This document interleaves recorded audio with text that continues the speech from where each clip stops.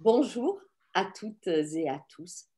Très contente de vous retrouver pour cette nouvelle année 2020 où je vous souhaite tout le meilleur, chacun et chacune d'entre vous.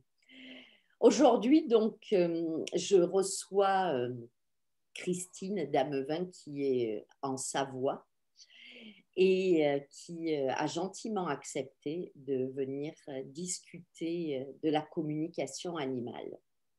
Bonjour Christine. Bonjour Stéphanie et bonjour à tous. Merci beaucoup d'avoir accepté de pouvoir venir échanger sur ce sujet. Moi, je t'ai connue justement à travers ce sujet-là. Je t'ai même demandé de venir dans le Var pour animer un atelier. Et j'avais vraiment envie que tu puisses faire connaître donc tout cela, expliquer ta manière de voir, ton expérience.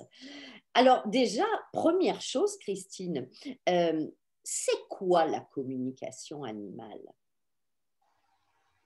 Alors, la communication animale, c'est une communication déjà qui est non verbale. Ça veut dire qu'elle se fait de pensée à pensée et sur une certaine fréquence, une fréquence assez haute. Ça veut dire qu'elle est aussi hors du temps et de l'espace et les animaux naturellement communiquent sur cette fréquence. Et nous, on communique aussi sur cette fréquence, mais souvent inconsciemment. Quand on a des intuitions ou quand on est dans un état méditatif, on est dans cette fréquence, on reçoit des messages. Mais là, la communication animale, ça nous permet d'aller consciemment, quand on veut, rejoindre cette fréquence, se mettre dans un état méditatif et recevoir à travers un dialogue intérieur des messages. Alors ça se passe par des ressentis, des images. Chacun a son canal on peut dire, de prédilection. Il y en a qui seront beaucoup plus sensitifs, d'autres beaucoup plus visuels. Donc c'est vraiment un dialogue intérieur. Et toi, Et tu qu'on a es, tous. oui, et toi, tu es venu donc à cela de quelle manière?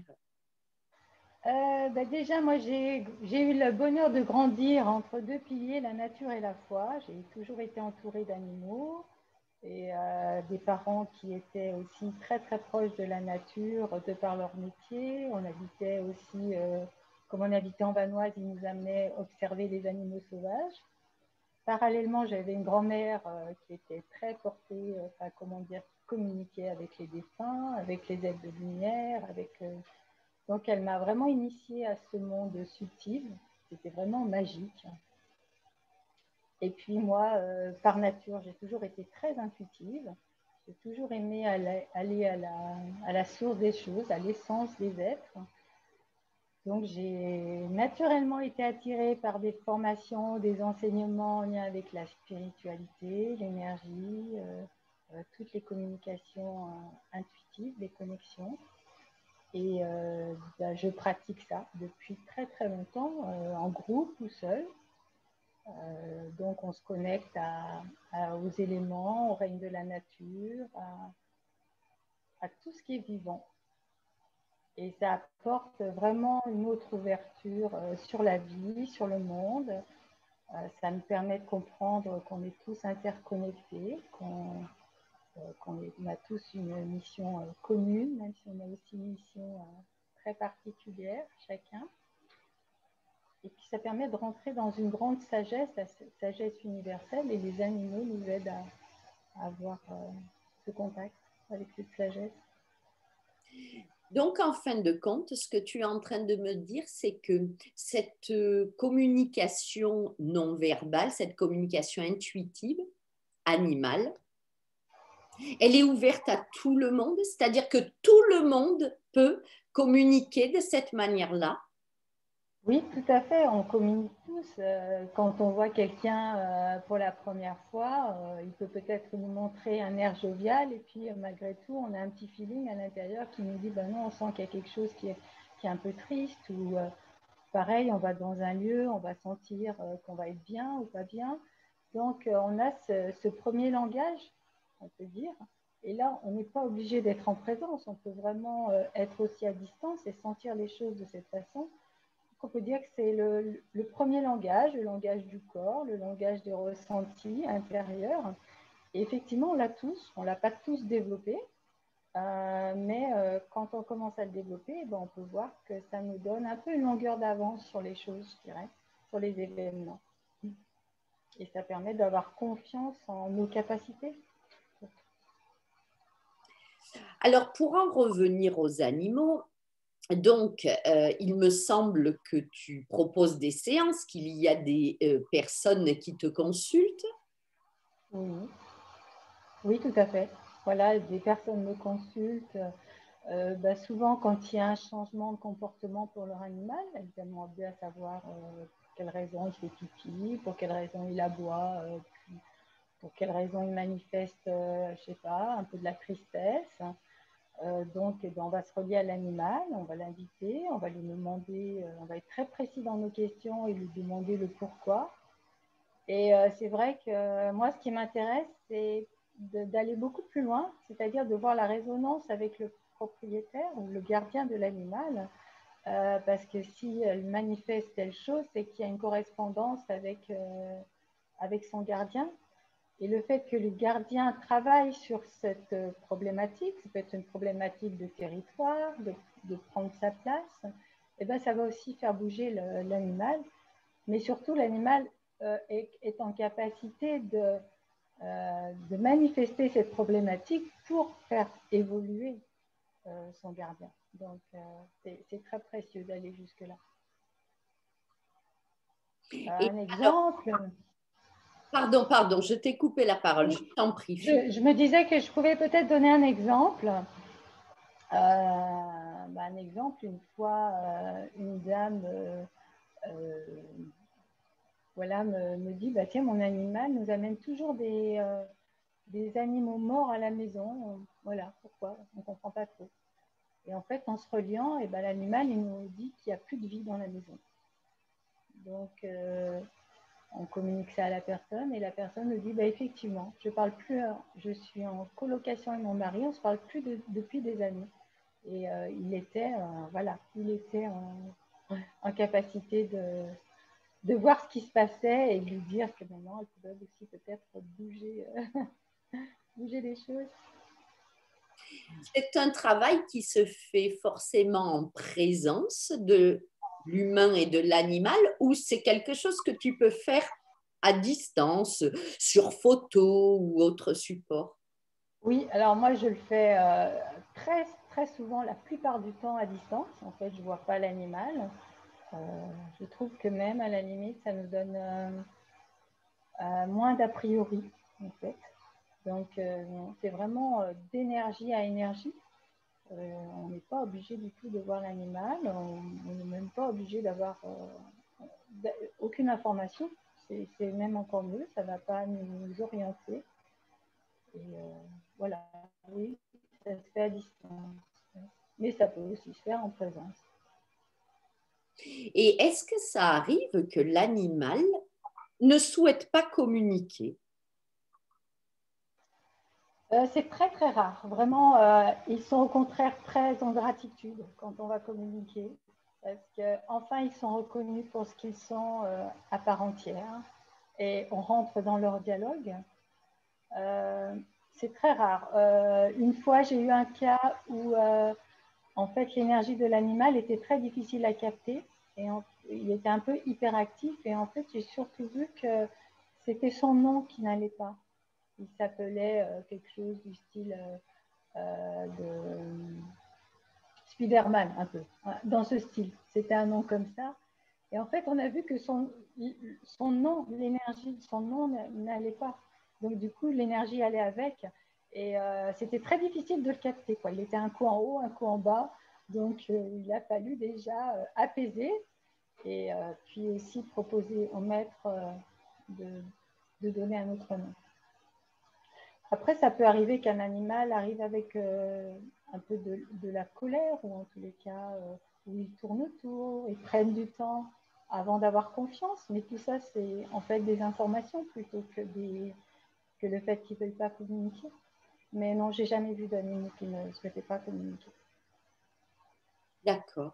Et alors, il y a une question là qui me traverse. En fin de compte, peu importe euh, l'espèce animale, c'est-à-dire est-ce que c'est la même chose si c'est un cheval ou un chien ou même un animal sauvage? Est-ce que c'est la même chose? Alors, les animaux, bah, c'est comme les humains, ils n'ont pas tous le même niveau vibratoire, le même niveau de conscience. Donc, il y a des animaux qui sont beaucoup plus évolués, notamment effectivement, notamment le cheval, le chat, le chien. Les animaux domestiques, ils sont beaucoup plus effectivement évolués. Mais après, ils sont tous enseignants. Je trouve qu'ils nous enseignent tous quelque chose, que ce soit la fourmi ou, je ne sais pas, l'aigle. Ils sont tous enseignants. Je peux par exemple donner un exemple de fourmis, moi, qui m'ont vraiment enseigné. Je suis allée l'année passée dans un endroit qui n'était pas habité. Et je suis arrivée avec mes valises, j'ai posé mes valises et le lendemain, il y avait une invasion de fourmis. Et là, tout de suite, je me suis dit, bah, je vais voir ce qu'elle cherche à me dire. Et en fait, ce qu'elle me disait, c'était vraiment très intéressant. C'est que je suis arrivée dans ce lieu sans même prendre la peine de me relier à l'esprit du lieu. Et en fait, en posant mes bagages comme ça et en envahissant leur espace. Donc, elle me montrait ça. Et après, j'ai aussi fait le parallèle où elles sont venues. Et en fait, elles sont venues près de la cuisine et notamment près d'une machine à café. Et là, j'ai vraiment vu que c'était aussi un message personnel par rapport au café, que ça serait bien que j'arrête. et, puis, et puis aussi, je fais toujours la correspondance avec moi où je suis envahie dans ma vie. Donc, voilà, j'ai regardé tout ça. Et surtout, je m'engage quand c'est ça, quand les animaux se déplacent, comme ils disent, on a autre chose à faire que de se déplacer jusque dans vos espaces. Donc, quand ils se déplacent comme ça, c'est intéressant de s'engager aussi vis-à-vis d'eux, de dire qu'on a bien capté leur message, qu'on va s'engager à faire autrement, à voir les choses autrement. Et le lendemain, il n'y avait plus de fourmis. Donc, c'est précieux. Voilà, c'est trop précieux, mais c'est pareil pour les animaux qu'on peut rencontrer sur la route. Quand un animal nous interpelle, c'est qu'il y a un message derrière. Donc, pour moi, il n'y a rien d'anodin. Et c'est vraiment précieux pour notre évolution. C'est vraiment des partenaires d'évolution. C'est pour améliorer notre vie, notre bien-être.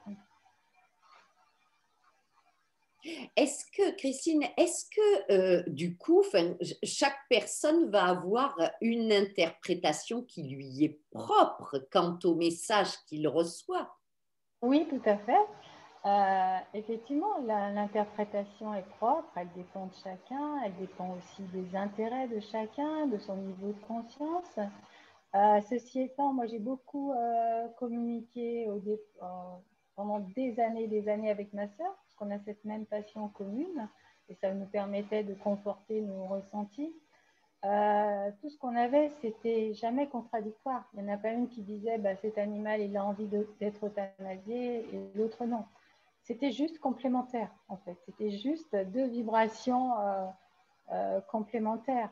Mais ça allait toujours dans le même but, dans le même sens. Et c'est vrai que c'est la même chose quand je fais des ateliers et on a tous, on peut dire, des versions d'une même chose. Des versions différentes d'une même chose. Je voulais apporter un témoignage. C'est vrai qu'on n'en a jamais parlé. Ça fait 1 an et demi que j'ai fait l'atelier avec toi dans le Var, donc quand tu es venu. Je voulais témoigner de quelque chose pour montrer à quel point en un week-end, en 2 journées, Ouais. il y avoir des choses extraordinaires qui se passent.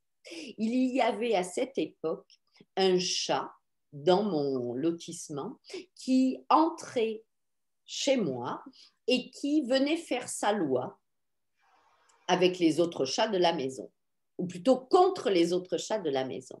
Et lors de ce week-end-là, tu nous as proposé justement de nous capter sur un animal et de pouvoir transmettre un message. Et donc, j'ai mis des conditions et des limites à ce chat. Je l'ai fait vraiment en étant centré, en étant aligné. Ce chat, en 1 an et demi, a dû revenir une seule fois.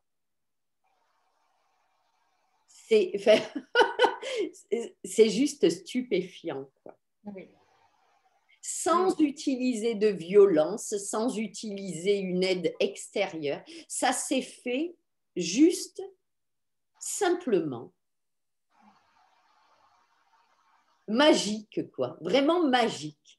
Voilà. Je voulais te le partager, te dire que c'est quelque chose en plus qui a tenu dans le temps. Oui. Oui, à partir du moment où on affirme quelque chose et on l'affirme en énergie, c'est puissant, bien sûr. Et en ça, on peut vraiment transmettre beaucoup de messages aux animaux. Utiliser aussi le même canal qu'eux. On peut, voilà, par exemple, je ne sais pas, on va déménager, on peut lui montrer ce nouveau lieu juste en image et le projeter déjà dans cet endroit pour qu'il se sente bien. Pareil pour un animal qui va aller chez le vétérinaire, qui a du mal à aller dans sa caisse, et on peut aussi le projeter dans cette caisse et projeter que tout va bien. Et, oui, c'est précieux. Dis-moi, me semble-t-il, entendu parler des animaux indigos. Oui. Alors, à la base, on entendait beaucoup parler des enfants indigos. Qu'est-ce que c'est les animaux indigos? Est-ce que tu peux en parler? Effectivement, comme la vibration de la Terre augmente beaucoup, en même temps, celle de tous les êtres augmente, et notamment les animaux. Et les animaux indigos, ce sont des animaux qui ont une vibration, qui ont aussi une conscience élevée, une sensibilité très fine, très développée. Souvent, ils ont une forte présence dans le regard. Et ils viennent un peu pour apporter cette nouvelle transition vers une nouvelle humanité. Donc, ils sont vraiment, on peut dire, c'est vraiment des guides. Même si chaque animal est un guide, mais eux, c'est vraiment, ils ont une mission très particulière. J'ai remarqué que c'est souvent des animaux très indépendants. Ils arrivent dans notre vie d'une façon, à un moment très précis. Ça peut être, par exemple, j'ai eu le cas pour accompagner une fin de vie, la fin de vie d'une personne. Donc, ils viennent là pour soutenir cette fin de vie, puis ils vont repartir quand c'est fait. Voilà, ils vont continuer leur mission. Donc, ils sont vraiment attachés à élever la vibration, on peut dire, et à aider les êtres à aller vers plus d'unité. Tu es déjà entré en contact avec des animaux au sujet de la manière dont ils sont traités et considérés dans notre société, sur notre terre?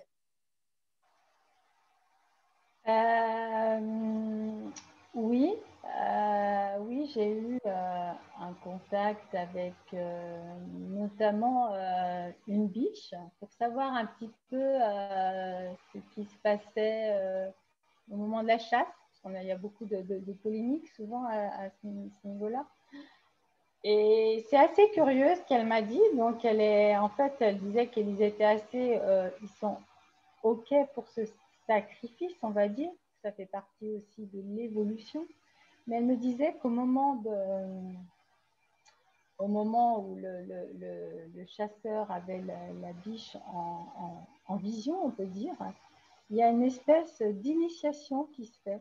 C'est comme s'il y avait un contact intérieur très fort entre elle et ça permet éventuellement de changer de conscience, en tous les cas, d'impacter l'être. Donc, c'est aussi une initiation. Même si elle est dans ce sacrifice, c'est un contact très précieux.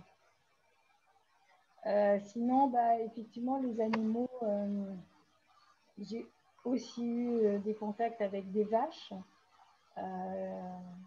qui déploraient quand même qu'on en soit toujours là, à aller, notamment, c'était une vache qui allait à l'abattoir et qui était pleine de vie. Je me rappelle, elle était vraiment pleine de vie. Elle me disait, mais pendant combien de temps encore, combien de temps encore on va être obligé d'être tué alors qu'on est dans la pleine possession de nos moyens et y a vraiment, on sent beaucoup de lassitude, un sentiment que les choses, elles vont doucement et qu'il n'y a pas forcément de reconnaissance quand on tue un animal.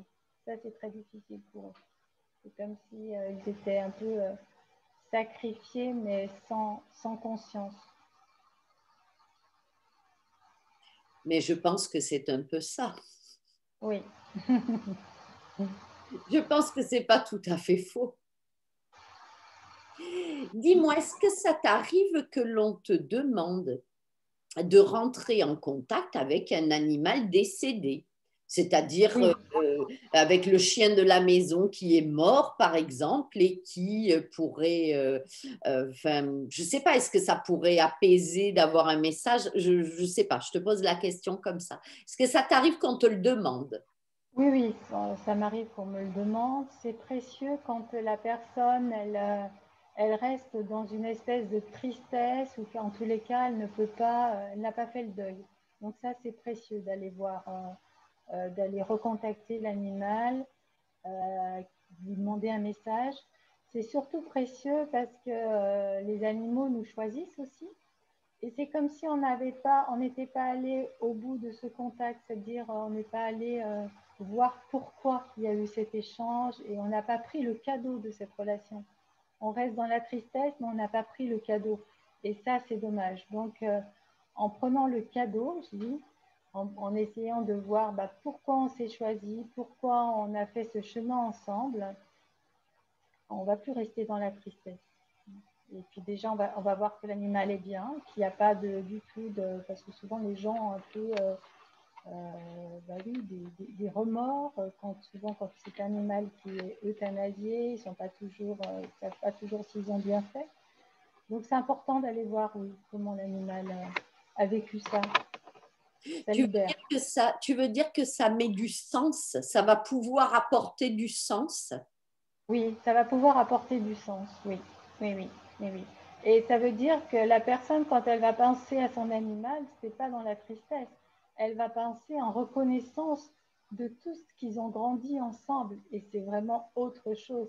Là, en ça, c'est précieux. Après, je trouve que d'aller voir les animaux décédés, non, chacun, enfin, voilà, ils continuent leur parcours, il n'y a pas lieu.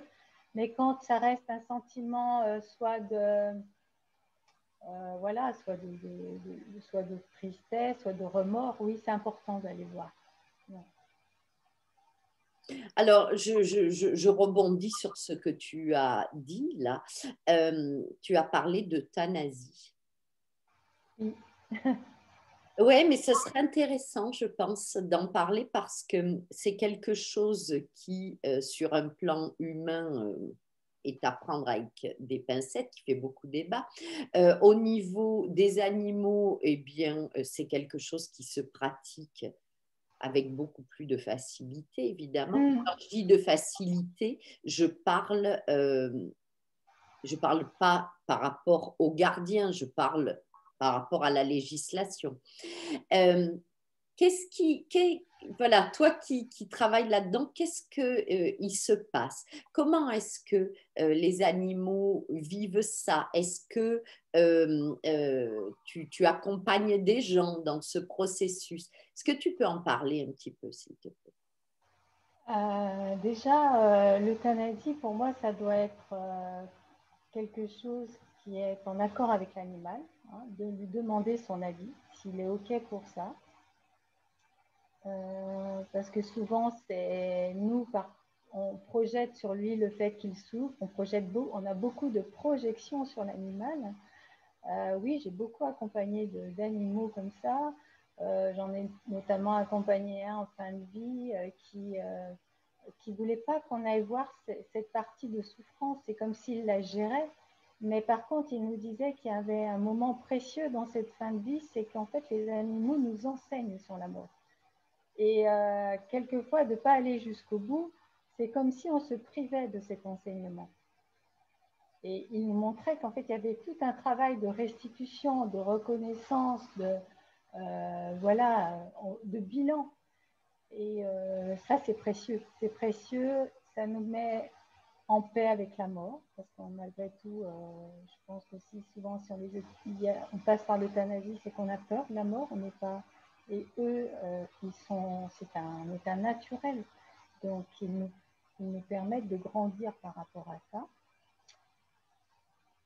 J'ai eu aussi l'expérience dernièrement d'un animal, la maîtresse, bon, il était âgé, elle habite à l'étranger et elle veut revenir en France et en fait elle se dit qu'il ne va pas supporter le voyage. Donc elle pensait que ça serait peut-être bien de l'euthanasie. Il est juste vieux, hein. Et en fait, quand je me suis reliée à lui, il m'a dit une phrase magnifique. Il m'a dit, la mort, c'est une décision d'en haut et pas d'en bas. Et j'ai trouvé ça extrêmement grand. Effectivement, la mort, c'est un choix de l'âme, c'est pas un choix de l'humain. Donc, alors je dis pas que c'est bien ou c'est mal l'euthanasie. En tous les cas, il faut avoir l'avis de l'animal. Et après, c'est vrai qu'il y a des animaux qui souffrent et qui sont prêts. Mais j'ai aussi remarqué que à partir du moment où on se mettait, on en parlait avec l'animal, très souvent l'animal, soit il va partir naturellement, parce que ça veut dire qu'aussi le maître est prêt, tout le monde est prêt, ou soit il va nous montrer un signe quand ça sera le moment. Donc on va choisir le bon moment, parce qu'il y a aussi un moment dans cette séparation, que ce soit euthanasie ou autrement, il y a un moment qui est très précieux. On a pu voir que l'euthanasie au dernier moment, ça pouvait aussi avoir des répercussions au niveau de la séparation entre le corps et l'esprit. Donc, c'est important de choisir ce moment. Et j'aime bien que si l'animal est d'accord, que ce soit lui qui fasse un signe à son maître. Donc ça, j'accompagne là-dedans pour leur demander, voilà, essayez d'attendre qu'ils vous disent quand c'est le bon moment. En fin de compte, ce sont vraiment des enseignants, quoi. Incroyable, Mm. incroyable. Ouais. Oui, c'est des enseignants parce qu'ils nous apprennent aussi l'amour universel, d'être dans l'instant présent, d'être en parfait accord avec tout ce qui est. L'humilité. Oui. L'humilité et d'être aussi relié à son intérieur. Oui, oui, oui, oui. Et oui, quand on dit qu'ils ont de l'instinct, c'est quoi l'instinct? C'est un alignement intérieur qui est permanent chez eux. Ils sont en permanence en service, c'est des maîtres du service. On dit voilà. Et ils sont aussi toujours connectés. Moi, ce qui m'étonne le plus, c'est de voir qu'ils sont capables de connaître notre mission. Ils connaissent la leur, mais ils connaissent aussi la nôtre. Et ils peuvent venir nous apporter des messages. Ouais, c'est incroyable. En fin de compte, lorsqu'un animal croise notre route, ça n'est jamais le fait du hasard. Non, j'ai eu, à ce sujet, j'ai eu une expérience aussi assez marrante. J'ai un ami qui, un été, me dit, oh là là, c'est marrant, cet été, je rencontre beaucoup de mantes religieuses. Et c'est une personne seule qui avait du mal à rencontrer quelqu'un. Et quand je me suis reliée aux mantes religieuses, elle disait que il avait eu un peu une relation avec une femme où il était, on peut dire, un peu castré en quelque sorte. Et c'est comme si elle lui disait, mais là, voilà, c'est temps de te libérer de ça, de cette mémoire-là. Donc ça va vraiment du plus petit insecte à tout est juste, tout est très parfaitement accordé, parfaitement synchronisé. En fin de compte, ce non-verbal nous amène à nous relier aux signes. à chaque chose qui arrive. Complètement, Mm. complètement, Mm. complètement. Ça apporte beaucoup de simplicité dans la vie, ça nous ouvre sur tous les possibles. Et aussi, ça nous permet de nous mettre à l'écoute, parce que ça, c'est un gros manque, je trouve, dans notre société, de pouvoir vraiment nous mettre à l'écoute. Tout à fait. C'est une qualité à développer, vraiment. Oui, oui. Et c'est vrai que quand on rentre en la communication animale, c'est la première chose qu'on me dit, c'est vraiment d'être à l'écoute de tout, de tous les signes, de ce qui se passe à l'intérieur de nous, à l'extérieur, les bruits, les sons. Et souvent, on a juste l'interprétation de notre mental et on ne va pas chercher la résonance dans notre cœur, dans notre corps. Et là, c'est vraiment tous les capteurs sont ouverts, ils sont tous en service et ils sont tous d'accord. Moi, pour ma part, j'invite vraiment les gens à faire une expérience parce que ça ouvre à une autre dimension. Oui. Réellement. Je pense que je te demanderai de revenir dans le Var, mais après, c'est vrai que tu te déplaces dans d'autres régions, hein. Mais je pense que je te demanderai de revenir pour qu'il y ait d'autres personnes qui puissent bénéficier, profiter de cette expérience. Est-ce que tu aurais quelque chose à rajouter, quelque chose ou que l'on n'a pas abordé, ou peut-être un message que tu aimerais partager pour conclure cette discussion, Christine? Je vais partager. Oui, je vais partager une expérience que j'ai vécue qui était très forte. En fait, c'est pour dire pourquoi j'enseigne.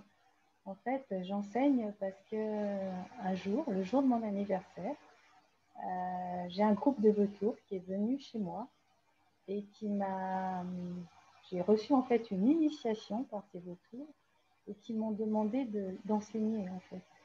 Et ça a vraiment été, ça a été magique et tellement fort de voir que des animaux puissent ce jour-là, au moment où je sortais de chez moi, venir, prendre du temps voilà, pour faire une danse au-dessus de la maison et m'enseigner alors que, alors que je me demandais un petit peu vers quoi me diriger par rapport aux animaux. Là, j'ai vraiment compris qu'il fallait que j'enseigne. Et ça, c'est trop beau. Donc, Et tu as depuis, suivi. je les honore. Et tu as suivi. Oui, depuis, je les honore parce que oui, c'est de l'ordre de la grâce. Alors, moi, je voudrais vraiment te faire des remerciements tout particuliers. Déjà parce que je sais que tu es quelqu'un de plutôt réservé et timide Carrément. et que de te prêter à cet exercice, déjà, c'est pas évident et puis en plus, tu n'en as pas du tout l'habitude, quoi. Donc, peut-être même c'est une première d'ailleurs, je ne sais pas. Carrément. Oui, tout à fait. C'est ça. En revanche, ça a été un vrai plaisir pour moi de pouvoir discuter de ce sujet et d'en discuter avec toi. Et j'espère que toute cette information, toutes ces choses que l'on a pu partager, ça peut peut-être ouvrir les consciences ou même les curiosités. Et moi, c'est pour ça que je fais ça en tous les cas. Ouais. Merci Stéphanie, c'est vraiment, vraiment précieux. Et comme disait Gandhi, toute âme qui s'élève élève le monde.